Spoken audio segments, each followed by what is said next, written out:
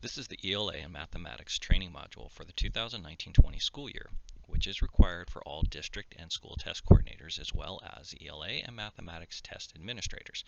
I'm Tony Bertrand, the ELA Assessment Specialist. And I'm Andy Byerly, Math Assessment Specialist.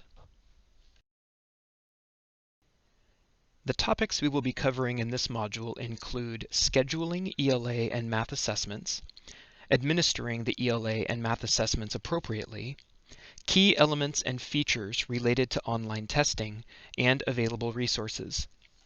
References to specific sections of test administration resources are included within each slide where applicable. These resources are also hyperlinked at the end of this presentation. We encourage you to bookmark these resources in your browser, as well as the ODE Student Assessment homepage for future reference. Let's get started. Our first topic is scheduling. When considering scheduling, ensure that students have sufficient time to complete both parts of each assessment. Test coordinators are responsible for setting and managing any school-level test windows to ensure that every student is appropriately tested. For our ELA and math assessments in grades 3 through 8, there is a requirement that testing must begin after 66% of the instructional days have passed based on the school's academic calendar. This is to ensure that students are tested after they have had the opportunity to learn, that is, to receive at least 2/3 of the planned instruction for the year. The high school ELA and math assessments do not require this instructional threshold to be met, only that students have received the instruction needed to demonstrate on the summative assessment what they know and can do relative to the Oregon standards. All other assessments may begin as soon as the statewide testing window opens. School-level test windows help schools manage local testing schedules and resources for the remaining state tests. Guidance and specific criteria for school-level test windows are addressed in Section 5.2 of the Summative Test Administration Manual, or TAM. One important clarification to note: for the purposes of reporting student participation in accountability calculations, every school will be held accountable for ensuring that all students enrolled on the first school day in May have been tested, regardless of the school-level test window.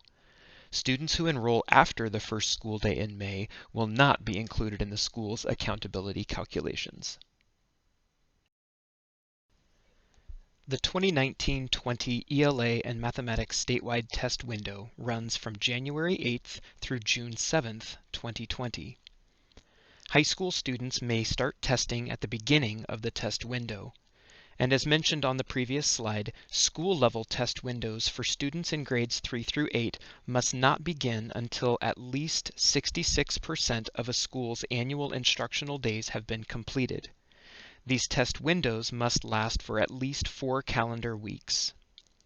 From the time he or she begins a test, a student has 45 calendar days to complete the Computer Adaptive Test, or CAT, and 20 calendar days to complete the Performance Task, or PT. After these days, a student's test will expire. For more information about school-level test windows, please refer to Module 1 of this training and Section 5.2 of the TAM.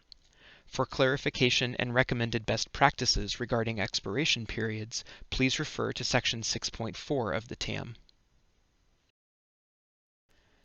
Here are some guidelines and best practices for scheduling ELA and math summative assessments. Both assessments consist of 2 parts: the CAT, or Computer Adaptive Test, and the PT, or Performance Task. The CAT and the PT sections of the test should be given on separate days. Students should finish one before starting the other. It is recommended, but not required, that the CAT be administered before the performance task. Whichever is administered first, students should not have both the CAT portion and the PT portion of the test open at the same time. ELA performance tasks may be given over multiple sessions. It is recommended that the math performance task be administered in one session. Neither portion of the test is timed, so students should be allowed to continue working as long as they are making progress. The CAT is adaptive, which means the question difficulty adjusts as the student works through the test, providing either easier or more difficult items based on correct and incorrect student responses. Students will interact with different items such as multiple choice, hot text or text highlighting, drag and drop, and matching. Some items are technology enhanced or enabled to allow students to enter an equation or create a graph. Performance tasks typically require extended thinking and reasoning by students. In the ELA performance task, students will access multiple resources. In both ELA and math performance tasks, students are given short answer questions in order to break the larger task into smaller items. As in previous years, ODE will provide a grade 12 ELA and/or mathematics retest option for grade 12 students to meet the essential skills graduation requirement or for college placement purposes. While retests are not mandatory, districts should make the option available for those students who wish to retest. This next section covers administration guidelines, which ensures equitable access for all students. Prior to administering the ELA or mathematics assessment, ensure that the following steps have been taken prior to student login. 1. The test administrator has the approved directions for beginning the assessment. 2. The test administrator has activated the correct subject and content components. 3. All necessary non-embedded supports are appropriately provided for student access. Scratch paper continues to be a non-embedded universal tool. However, please note that scratch paper may not be retained for the CAT portion and is only allowable for being retained for the PT segment. To retain scratch paper, TAs must direct students to write their names on their scratch paper and then collect and inventory the scratch paper at the end of each test session. Retained scratch paper must be kept in a securely locked room or cabinet that can only be opened by authorized staff. Upon completion of the test, scratch paper must be securely destroyed. Pause rules. Tests can be paused at any time. If a CAT test is paused less than 20 minutes, students may review questions already answered. If the CAT test is paused for more than 20 minutes, students may not review or change questions already answered. Pause rules continued. If the assessment is idle for over 20 minutes, the system will automatically pause the test. During the CAT segment of the ELA and mathematics assessment, if a test is paused for more than 20 minutes, the student is required to log back into the student interface. Students will return to the item they were working on or subsequent item if they submitted their response. Students may not be permitted to review or change previously answered items. There are no pause restrictions for the ELA and mathematics performance task. If a test is paused for 20 minutes or more, the student can return to the section and continue typing their response. Please note that students may not navigate between Segment 1 and Segment 2 on the ELA performance task. This next section covers key elements on the ELA and mathematics summative assessment, in order for educators to know the different resources across assessments. Oregon's summative ELA assessment combines 4 elements, or claims, of ELA into one test: reading, writing, listening, and research.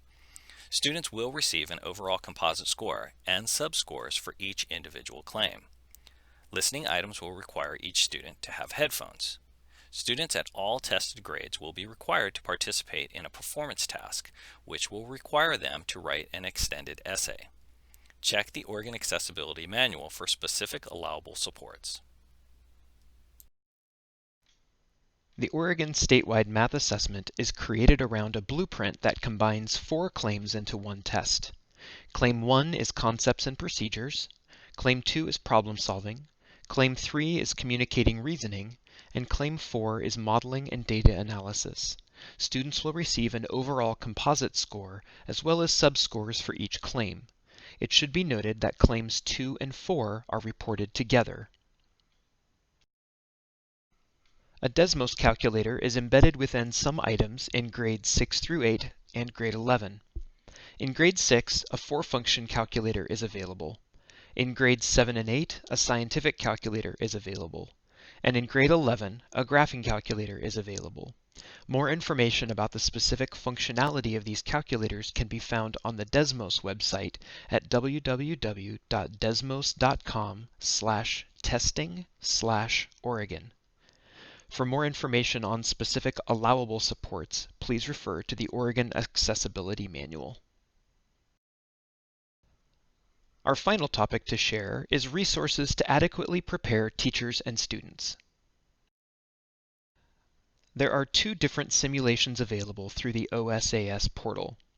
First is the training test, which is aligned to grade bands. Training tests include 6 to 9 questions and are designed to allow students to try out embedded tools and supports, as well as to interact with each of the different item types. For ELA training tests, available grade bands are grades 3 through 5, grades 6 through 8, and high school. For math training tests, available grade bands are grades 3 through 5, grade 6, grades 7 through 8, and high school. The second simulation is the sample test, which is aligned to specific grades. Sample tests provide a look at grade-specific operational assessments. Sample tests include approximately 30 items that vary in difficulty, as well as a performance task. Scoring guides for these sample tests are available on the OSAS portal under the Resources tab. Both training and sample tests include all embedded universal tools, designated supports, accommodations, and language supports. To most effectively use training and sample tests, it is helpful to consider their purpose. Use the training test if you want to familiarize students with how to navigate the test, including universal tools and embedded supports. Also, use the training test to help students learn how to interact with each of the different item types.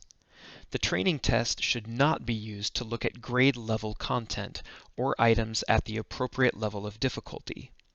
To do this, use the sample test. Use the sample test if you want students to see grade level items and practice responding to them, and if you want students to experience items across all claims and you want students to have practice on a performance task.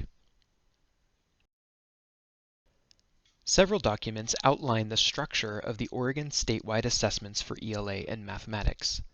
Links to access these resources are provided at the end of this slideshow, and educators should spend time looking at these materials to help inform how they prepare students to be successful on the tests. Test blueprints indicate the number of items included on both the CAT and the performance task, how the test is scored, and the depth of knowledge intended to be used by students when answering items. Content specifications list all assessment targets within each claim, as well as the ELA or math standards aligned to those targets. Item specifications provide task models and appropriate stems for each item type, and are broken out by grade level, claim, and target. Q&A discussion. This is an optional point in the required training to pause and discuss the questions provided, or to discuss locally developed sets of relevant questions. If you would like to pause, please do so now.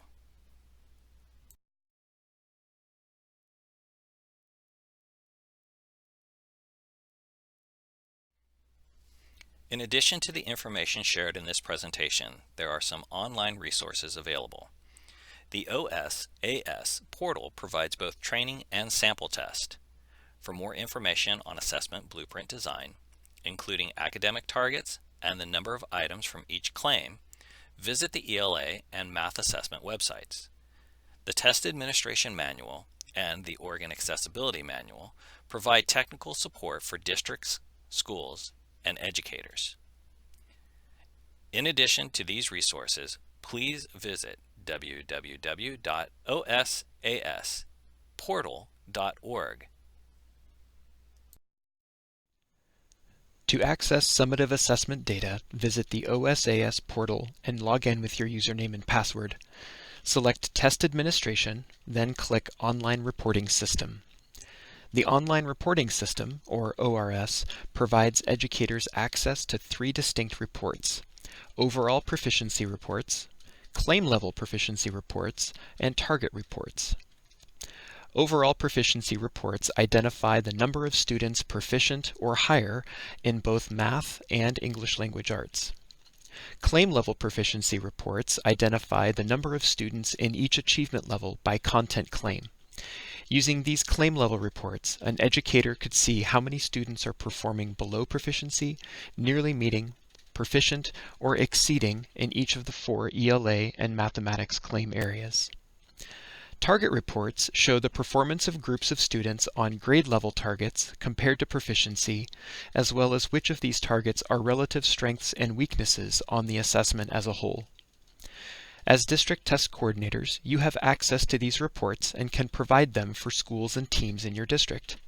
You may also wish to grant District Report Viewer or School Report Viewer access to additional educators in the district so they can access these reports on their own. For more information and resources on how to use target reports to identify systems-level strengths and weaknesses, please visit the posted bit.ly address.